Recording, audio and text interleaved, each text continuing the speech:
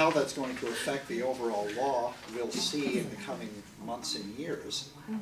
I don't think, I mean, there might be another effort to completely remove the law.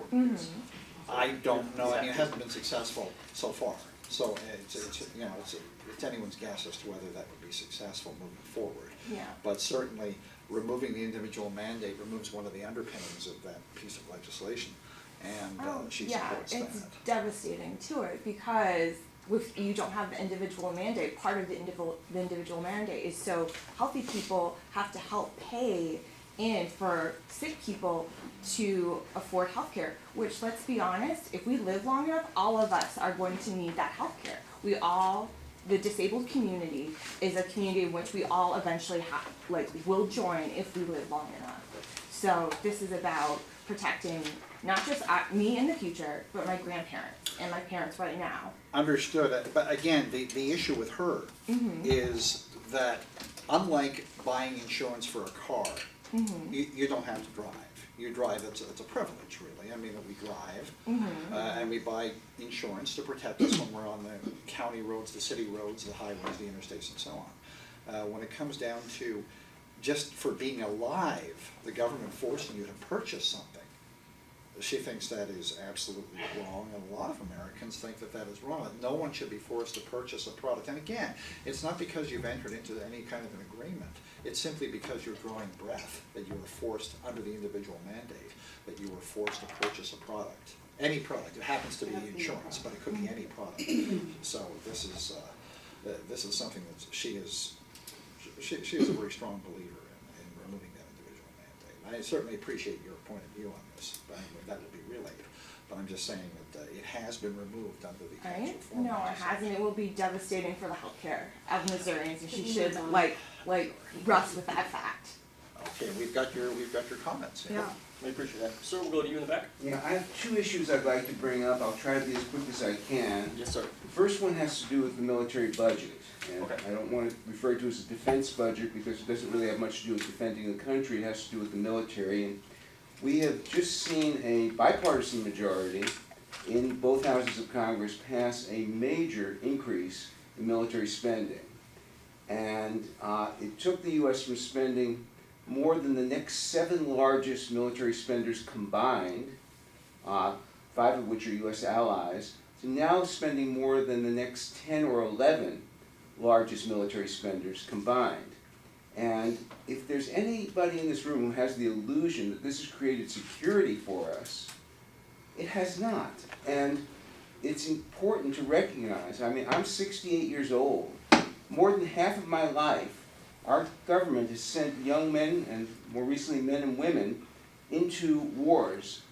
And not one of those wars since World War II has the United States won.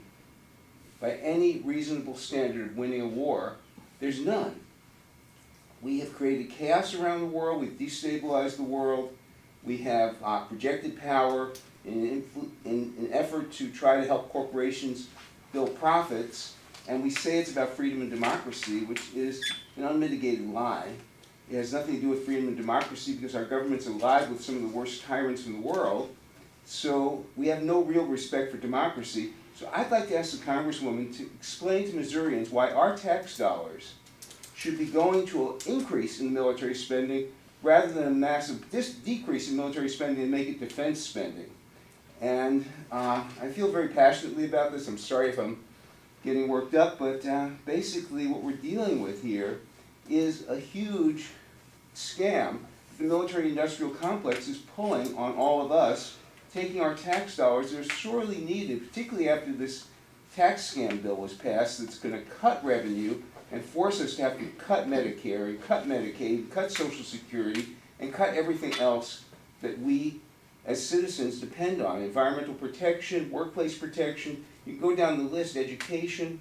All of these programs are going to be facing a budget axe because of the fact that Congress has passed two things: a tax cut for the wealthy and an increase in military spending. And there's no justification. So that's my first question. Well, what I'd like to do, if I may, can we go around the table and come back to your second question after? That would be okay. But there are a lot of issues you brought up, and I think to respond to the military issue, the United States Constitution requires that federal spending be focused to a great deal on our national defense. We must provide for the common defense, that's in the Constitution. I don't argue with that. No, but that's what we're doing, and that's why No, it's not Congresswoman what we're Hartzler. doing. Our Please allow me military to is answer, not allow me to answer if you would.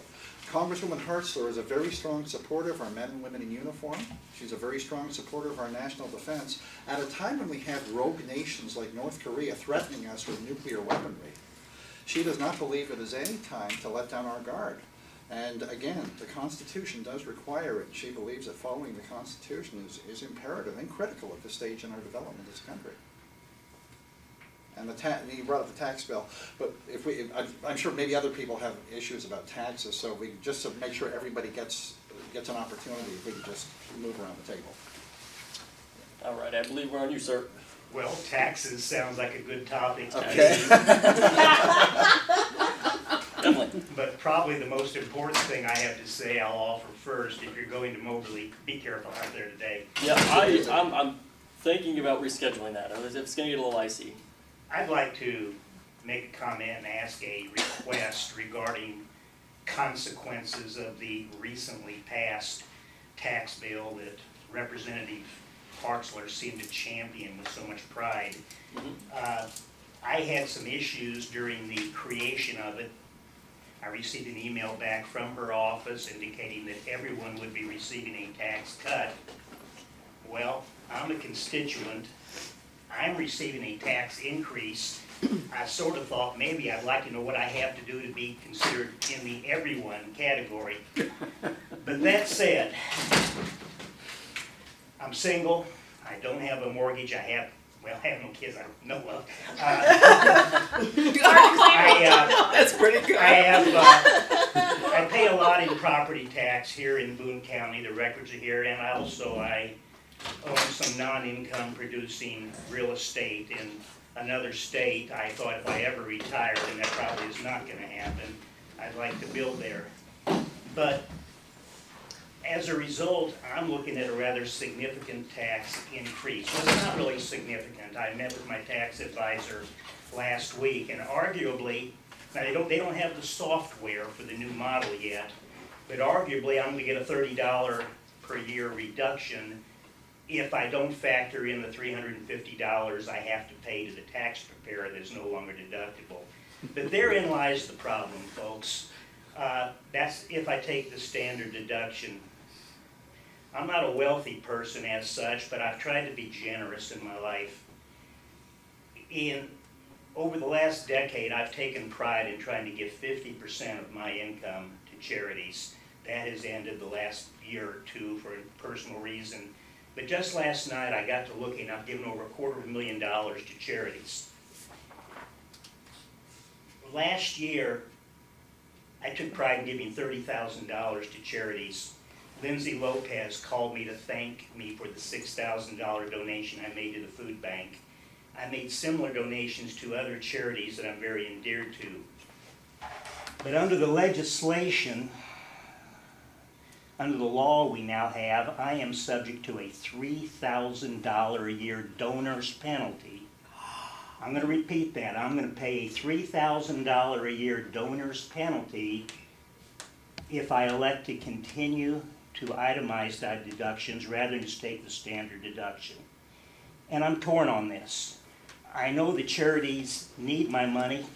I will tell you right now, yes, the tax deduction was one of many factors that went into my thought to be philanthropic to the point I can. But the donor's penalty in itself is fatal to my future intention in donating any money to charity. This year I am budgeting $0 for donations. I will not put a quarter in the Salvation Army kettle. That said, would it be possible, since Representative Hartzler voted to retain, for example, the carried interest loophole for the billionaire hedge fund owners, this thing in the law will allow them tens of millions of dollars in tax savings. Would you have the ability within your office that when I get the call from the Salvation Army, Red Cross, from the Voluntary Action Center. Could I refer them to you, and you could meet up their demands with the people who are getting these tremendous tax savings? Because folks, until this law is changed, don't come knocking on my door. I'm done donating. Well, first of all, your philanthropy and your contributions, I'm sure, are appreciated by a great many people, and as a society, we should thank you. If you can afford to give $30,000, we thank you. I'm sure all of Columbia, all of Boone County will thank you for that. So A $3,000 penalty continued is not really an expression of good thanks, my friend, particularly knowing that $3,000 is going into the pockets of the hedge fund managers. You're saying there's a $3,000 penalty that when you contribute to a charity, you're being charged a penalty? I'm not. If In I essence, itemize, yes. I am limited to a $10,000 deduction for itemized deductions. I've lost $4,000 out of the starting block for loss of the personal exemption. I'm losing my income tax, and yes, I do have some income. I'm losing my property tax, both in Missouri and another state. My the total of the items that I was able to deduct on those 4 items was around $26,000. The difference between that and the $10,000 limit that was enacted by the representative at my tax rate, which is 24%, comes in. Okay, I'm embellishing. It's not $3,000. It's $2,965. Okay. That's a man who knows his tax. But